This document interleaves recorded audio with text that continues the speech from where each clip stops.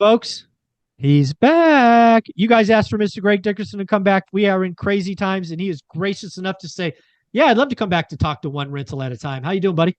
Doing great, Michael. Good to see you. Nice to see you as well. So if you don't know, we might be on the cusp of a banking crisis and a lot of stuff going on, treasuries, Bitcoin, a lot of stuff, 12 deviation moves. But let's just go with what is Greg doing, seeing, what is going on from your perspective? The audience wants to know.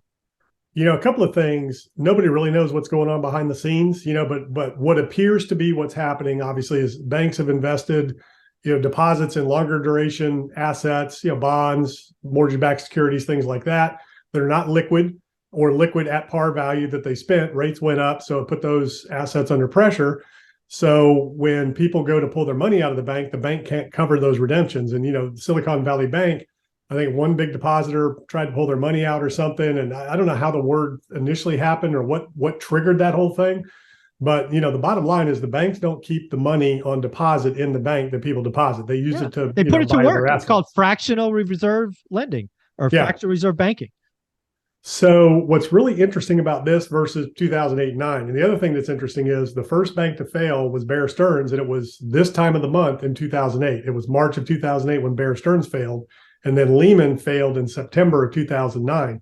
So it's interesting time of year and how this is all coming down, but this is very different. This isn't a situation where the banks are insolvent in terms of the assets that they hold and things like that. They just don't have the cash to cover redemption. So that's why the Fed and Treasury put this facility in place to kind of backstop the depositors so that banks had something to draw on to make depositors whole if people want their money back. So, really, really interesting what's going on. Yeah. One of the things that, as you study the economy, it's all about people.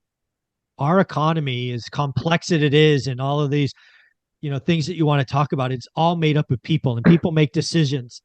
I believe the weekend that Silicon Valley Bank collapsed and the chaos that ensued, I believe that broke the consumer. And what I mean by broke the consumer is they got scared. And a scared consumer, Greg, as you know, conserves, doesn't spend. A scared consumer feels like they have to do something. So even if they only have 12 grand in the bank at a credit union, they're going to move it from the credit union to JP Morgan because it's safer. I would argue. Yeah, I mean, that's what a lot of people are seeing and thinking. And, the thing to understand is obviously deposits are covered up to 250,000. The problem was Silicon Valley Bank, most of their deposits, 80% of them were over that threshold and they were uninsured. So that put the bank at risk there, whereas most other banks, it's the other way around. The bulk of most other banks' deposits are insured, and there's a small percentage, 20, 30%, that are uninsured. So